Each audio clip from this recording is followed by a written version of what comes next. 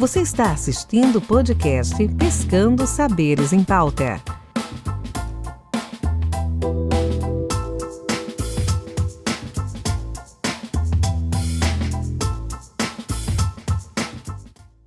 Oi, pessoal! Está começando mais um episódio do nosso podcast Pescando Saberes em Pauta, esse projeto que é realizado pelo IDESA Brasil, através da parceria com a Petrobras, pelo programa Petrobras Socioambiental, com o objetivo de levar desenvolvimento econômico sustentável às comunidades litorâneas do estado, através de atividades com foco na conservação de sistemas marinhos e costeiros, promovendo a inserção social e o fortalecimento de políticas públicas, respeitando a biodiversidade e a vocação socioeconômica em seus territórios. E hoje, em homenagem ao mês do orgulho LGBTQIAPN+, nós vamos conversar sobre propostas, equidade de gênero, acolhimento dentro dos projetos sociais e como essas pautas atravessam e pertencem a todos nós, não só à comunidade.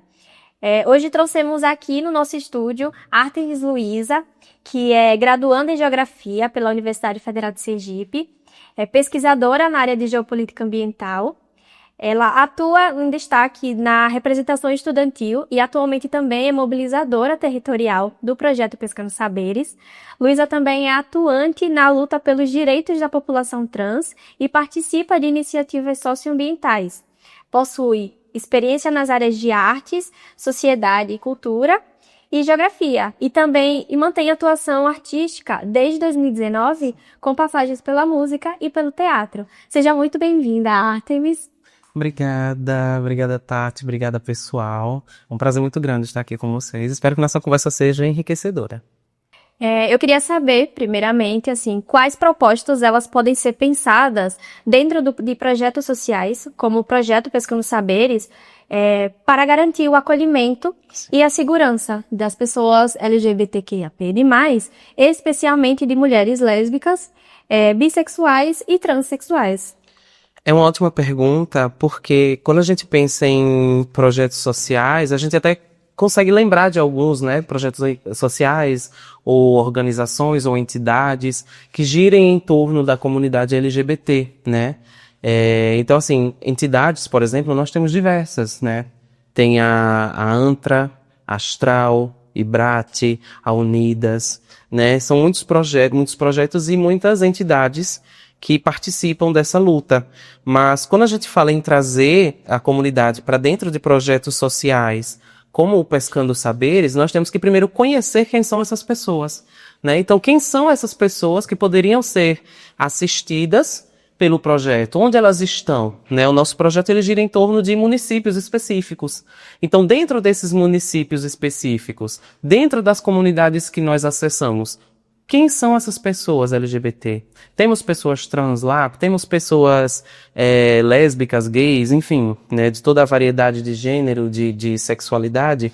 Porque quando a gente conhece primeiro essas pessoas, aí sim a gente entende o que é que elas necessitam, Normalmente, muitos projetos sociais eles vão girar em torno da saúde e prevenção para o HIV, ou algum tipo de capacitação para trabalho, Porque a gente sabe que é uma comunidade que costuma sofrer muito com a ausência de oportunidades de emprego, principalmente a comunidade trans travesti, Então, de repente, pegar o projeto, e aí eu coloco em pauta o nosso, Pescando Saberes, e lembrar que essas comunidades existem nos seus municípios, E quem sabe focar em capacitações também, focar em trazer eles para dentro desse universo que até então é muito podado, Você falou um pouco sobre estereotipação.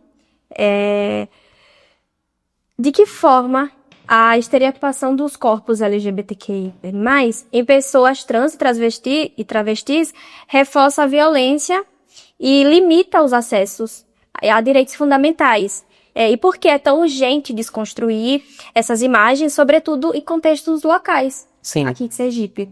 Então, Tati, é uma ótima pergunta, porque quando a gente fala em estereótipo, nós estamos falando no imaginário social, E o imaginário social é o que a sociedade imagina, como já é bem óbvio, sobre nós, sobre o que é uma pessoa trans, sobre o que é uma travesti, sobre o que é um gay, enfim, Então, as pessoas elas constroem uma imagem que quase sempre ela não vai condizer com a realidade. Por isso é um estereótipo, né? E romper com esses estereótipos é você entender que quando nós defendemos a diversidade, não é só diversidade de cores, de roupa, não é isso. O objetivo principal é a diversidade do ser e existir, não é? É sobre as várias manifestações da minha existência. Então, romper com esses estereótipos é você entender que nós, pessoas trans travestis, estamos sim no meio acadêmico, estamos produzindo ciência, estamos dando aula, enfim, somos médicos, somos doutores, somos advogados, sabe? Somos confeiteiros, somos tantas coisas, entende? Então, romper com esse estereótipo é isso, é você perceber que não existe mais espaço no século XXI para um pensamento retrógrado desse, né? E aí você fala também sobre a questão de reforçar essas vivências e limitar o acesso. Como é que acontece? Por que o estereótipo faz isso? O estereótipo faz isso porque quando você pensa que nós travestis só podemos estar nas esquinas, entende? Você automaticamente pensa, então para que ela quer um trabalho, sei lá, de carteira assinada, ou por que ela gostaria de estudar, sabe? Então as pessoas elas já nos colocam nessa posição. Entende? E hoje, para nós estarmos em uma posição um pouco mais à frente, digamos assim, não diminuindo as meninas que trabalham na rua, mas é justamente isso, é porque elas precisaram passar por lá. Senão, hoje em dia, a gente não teria conseguido trilhar nada além do que a sociedade coloca para nós. Entendeu? Então, é um pouco disso, é a sociedade entender que, por exemplo, em Sergipe, existem muitas pessoas LGBTs. Em Sergipe existem muitos grupos de pessoas trans que nós dialogamos diariamente sobre nossas vivências. E que essa vivência, ela pode sim produzir ciência, ela pode sim produzir entretenimento, ela pode sim produzir conteúdo, ela pode sim ajudar pessoas a entender que nós não estamos mais nesses locais onde elas nos colocam. Perfeito.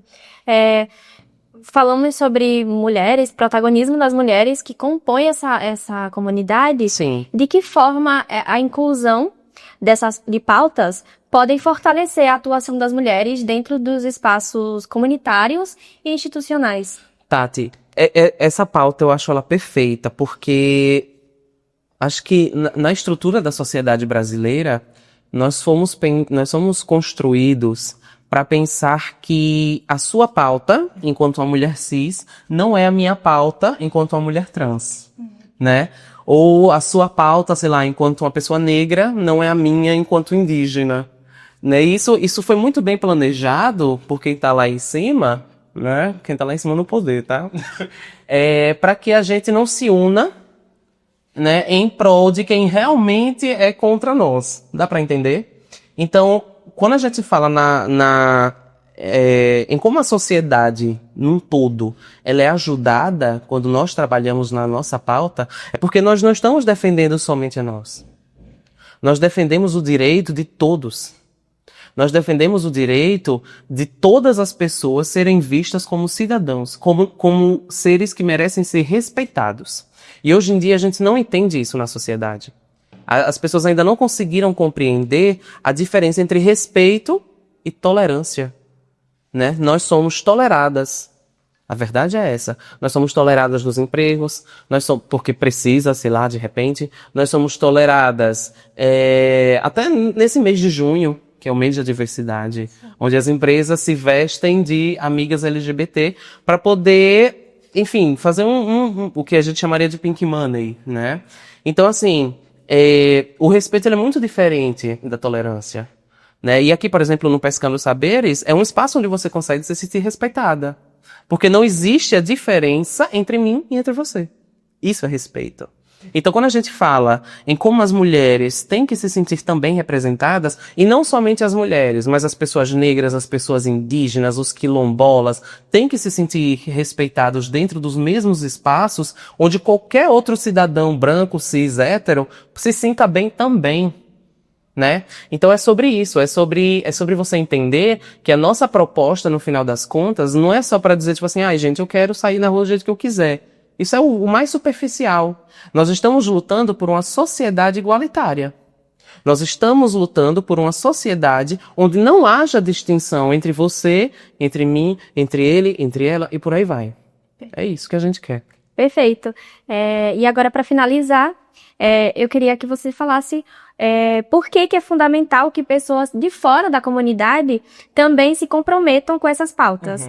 E como que isso pode acontecer de forma consciente e respeitosa. Maravilha, Tati. É uma continuação da minha resposta anterior, né? Quando nós estamos falando de respeito, enfim, de toda essa questão que envolve a existência de qualquer ser humano, na verdade, né? Não é só o ser humano que seja LGBT, nós estamos falando de propostas para um futuro, né? É de uma construção da sociedade onde a gente precisa romper, né, com o algoz que até hoje nos recrimina e levantar novas estruturas da sociedade. Então nós estamos falando que eu também preciso de vocês que são cis, de vocês que são héteros na minha luta. Sabe? Romper um pouco dessa questão do lugar de fala, né? Quando Djamila Ribeiro, ela traz essa questão do lugar de fala, ela deixa bem claro que a questão não é que você não pode falar sobre mim, é que você vai entender que as suas falas, elas vão ser de uma pessoa cis hétero, mas que está refletindo sobre mim, entende? Então, assim, é sobre nós popular, qual é a palavra mais adequada? Eu acho que é sobre nós tornarmos popular, ai, ficou horrível essa parte. Vou fazer de novo. Acho que é sobre tornar popular as pautas que parecem que não acessam as populações, em geral, não é? Então, assim, não se pode discutir somente sobre a existência de pessoas trans travestis dentro de uma sala no mês de junho, que é o mês da diversidade. Entende? Ou dentro da universidade com colegas que são LGBTs. Porque se nós não puxarmos o assunto, ninguém fala sobre nós. Sim. Entende? E aí é quando a gente faz a pergunta, tipo, quem é que lembra da travesti? Sabe? Nós conhecemos elas. Todo mundo conhece. Você conhece pessoas LGBT a todo momento. Você conhece pessoas lésbicas, você conhece gays, bissexuais, enfim. Mas por que só somos lembrados nesses momentos? Então, a sociedade, ela precisa compreender que não há mais espaço para esse tipo de afastamento. Entende? E como eu já falei e repito, a luta é coletiva. O mês do orgulho é um mês, sim, um momento de celebração, mas também de visibilidade, de respeito e principalmente de construção coletiva. Eu queria que você deixasse uma mensagem para o pessoal que está assistindo. Bom, é difícil deixar uma mensagem específica, porque eu acho que as coisas que nós gostaríamos de dizer que são muitas, né? Mas primeiro acho que eu quero agradecer o espaço, né? O convite, para mim foi muito precioso ser chamada para falar sobre essa pauta que é tão necessária todo santo dia, né? Mas eu acho que se fosse para deixar uma mensagem, eu gostaria de lembrar as pessoas que lembrem que nós não somos inimigos, sabe? Eu acho que hoje em dia, enfim, com várias questões, né? A bipolaridade que a sociedade está vivendo faz com que eles pensem, e com eles eu quero dizer principalmente a maior parte da sociedade, né, que é hétero, que é cisgênera, que é conservadora, que é religiosa, enfim, que nós somos inimigos deles, sabe, que nós estamos contra essas pessoas, qualquer coisa do tipo que gira em torno desse pensamento. E não, nós não somos seus inimigos. E vocês também não são nossos inimigos. A nossa luta, ela não é contra o seu pessoal. Sabe, ela não é contra a sua existência. Embora, muitas vezes, a luta de vocês seja contra a nossa existência. E mesmo assim, o que nós queremos não é uma revanche. O que nós queremos não é uma vingança. Sabe, nós queremos simplesmente ter uma vida comum, como vocês. E eu acho que quando as pessoas pensam nisso, e aí eu direciono minha fala principalmente a pais e mães que muitas vezes veem seus filhos, suas filhas como ameaças à sua estrutura familiar ou qualquer coisa do tipo, lembrem que, no final das contas, a gente só quer amar e ser amado. É isso. E eu queria agradecer a Artemis pela disponibilidade. É muito importante ter você aqui. O espaço estará sempre aberto, sempre que você precisar e sempre que você quiser, o nosso estúdio estará de portas abertas para você. E aí fica a reflexão, pessoal. Que ações vocês têm colocado em prática para que a sua comunidade seja mais acolhedora? E é isso, pessoal. Chegamos ao fim de mais um episódio. Obrigada por nos acompanhar. Fiquem ligados nas nossas redes sociais, Instagram, Facebook, TikTok, no nosso site, Pescando Saberes. E é isso. Até o próximo episódio.